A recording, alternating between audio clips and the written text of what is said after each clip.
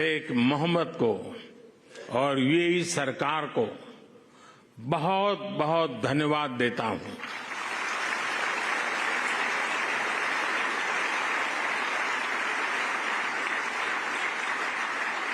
मैं आप सबसे प्रार्थना करता हूं, हम सब यूएई के प्रेसिडेंट को यहां से स्टैंडिंग ओवेशन दें।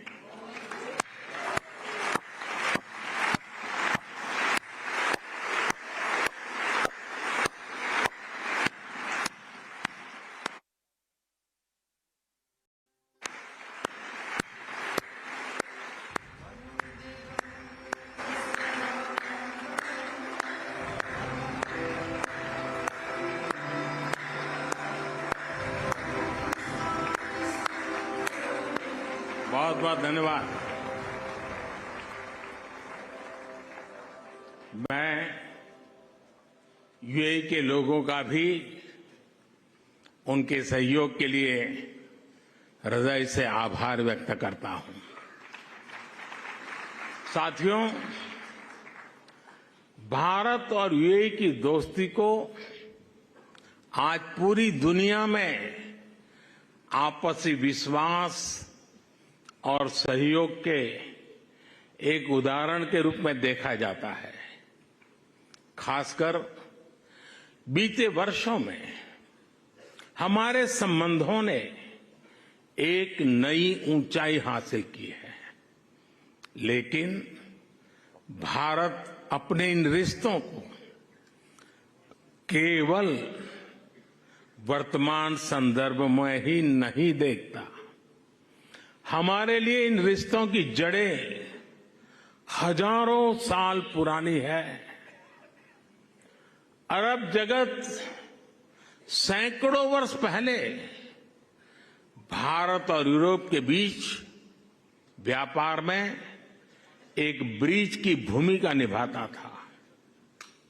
मैं जिस गुजरात से आता हूं, वहां के व्यापारियों के लिए, हमारे पूर्वजों के लिए तो अरब जगत व्यापारिक रिश्तों का प्रमुख केंद्र होता था।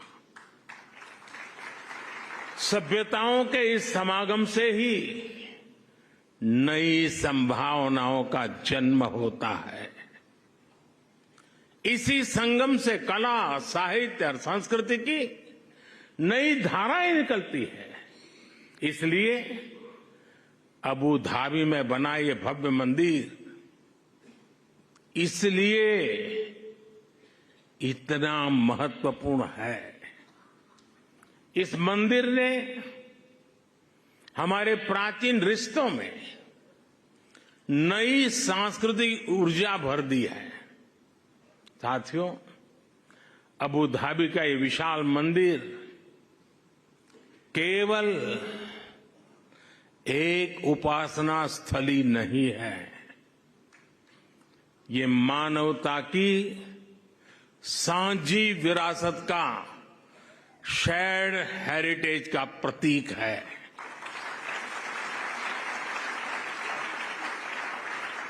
ये भारत और अरब के लोगों के आपसी प्रेम का भी प्रतीक है। इसमें भारत यूएई के रिश्तों का एक आध्यात्मिक प्रतिबिंब भी है। इस अद्भुत निर्माण के लिए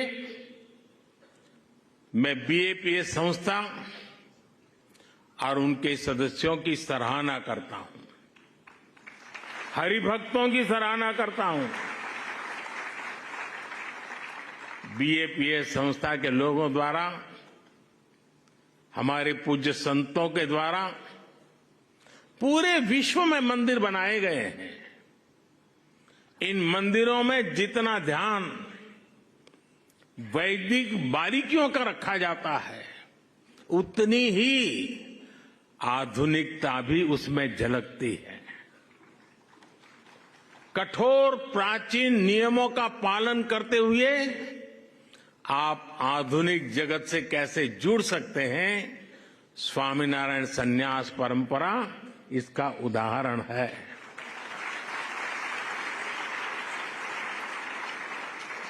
आपका प्रबंध कौशल, व्यवस्था संचालन और उसके साथ साथ हर श्रद्धालु को लेकर संवेदनशीलता, हर कोई इससे बहुत कुछ सीख सकता है। ये सब भगवान स्वामीनारायण की कृपा का ही परिणाम है। मैं इस महान अवसर पर भगवान स्वामीनारायण के चरणों में भी प्रणाम करता हूं। मैं आप सभी को और देश विदेश के सभी श्रद्धालुओं को बधाई देता हूं। साथियों, ये समय भारत के अमृतकाल का समय है। ये हमारी आस्था और संस्कृति के लिए भी अमृतकाल का समय है। और अभी पिछले महीने ही अयोध्या में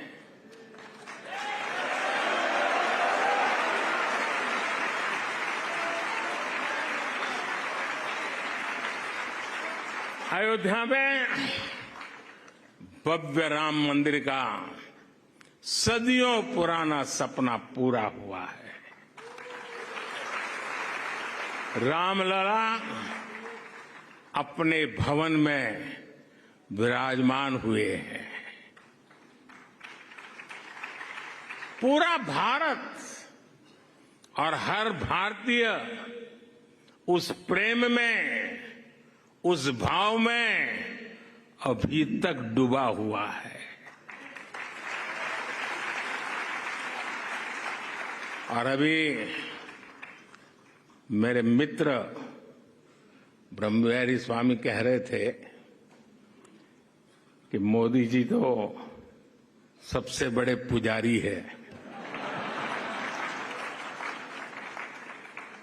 मैं जानता नहीं हूं मैं मंदिरों की पुजारी की योग्यता रखता हूं या नहीं रखता हूं, लेकिन मैं इस बात का गर्व अनुभव करता हूं कि मैं मां भारती का पुजारी हूं।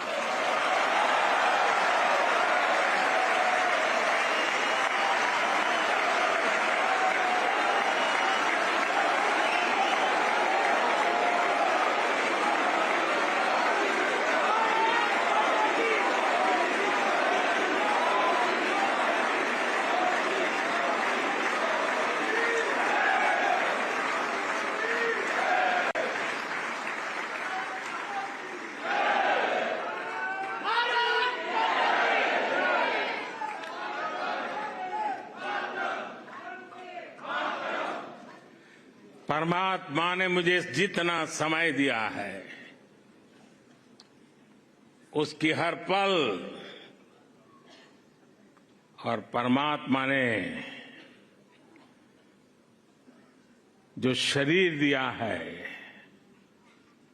उसका कण कण सिर्फ और सिर्फ मां भारती के लिए है।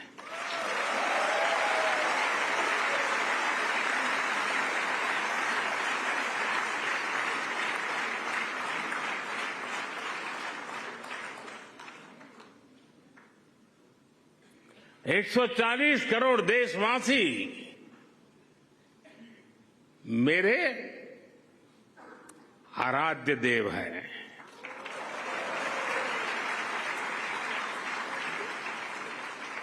साथियों, अयोध्या के हमारे उस परम आनंद को आज अबू धाबी में मिली खुशी की लहर ने और बढ़ा दिया।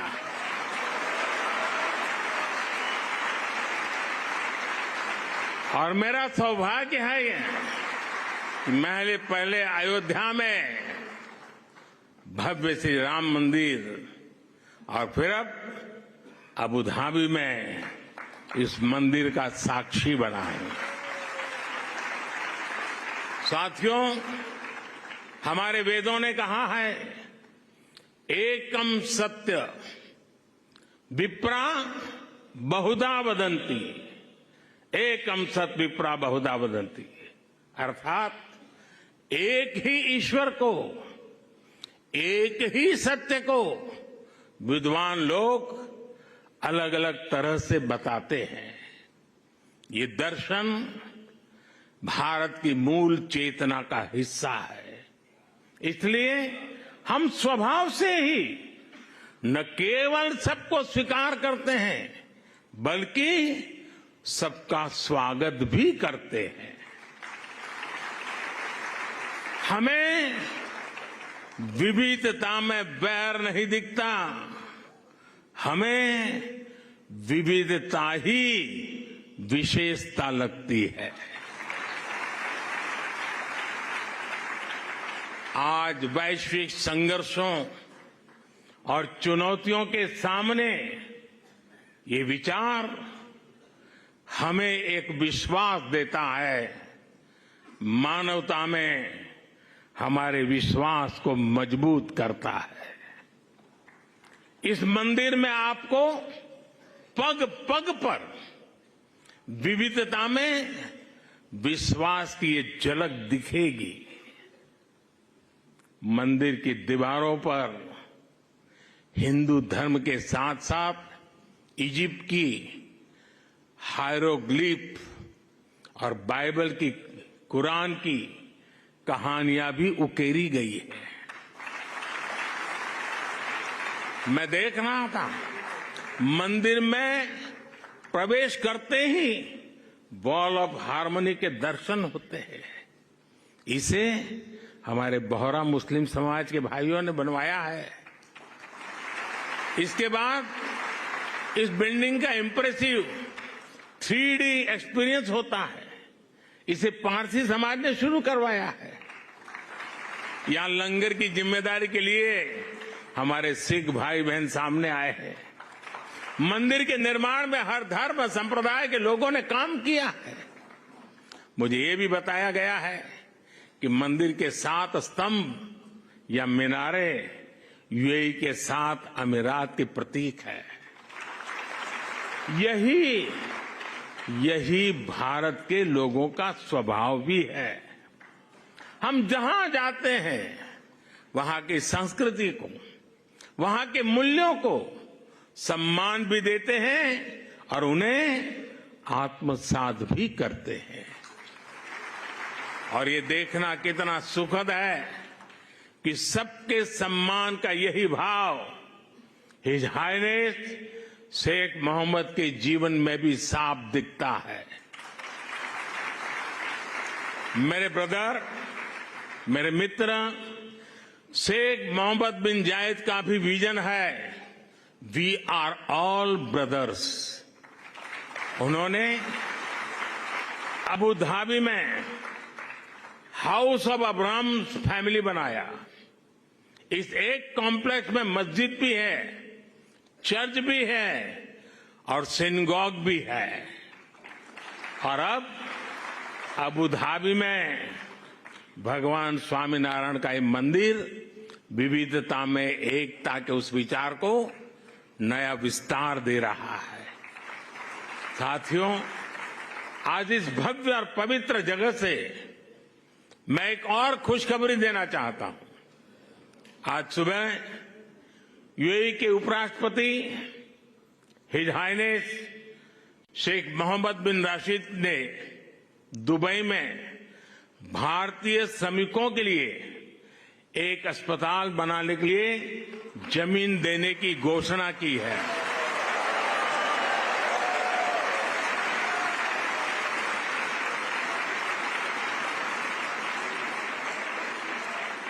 मैं उनका और मेरे brother his highness Sheikh Mohammed bin Zayed का हृदय से आभार व्यक्त करता हूं।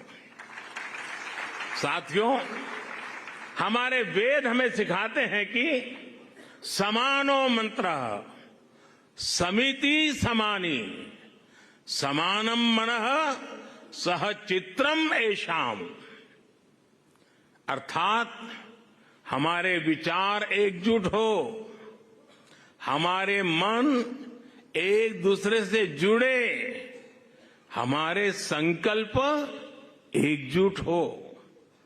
मानवीय एकता का ये आह्वान ही हमारे आध्यात्म का मूल भाव रहा है। हमारे मंदिर इन शिक्षाओं के, इन संकल्पों के केंद्र रहे हैं।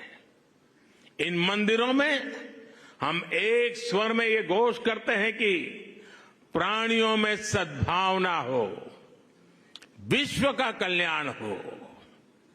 मंदिरों में वेद की जिन ऋचाओं का पाठ होता है वो हमें सिखाती हैं वसुधैव कुटुंबकम, अर्थात पूरी पृथ्वी ही हमारा परिवार है।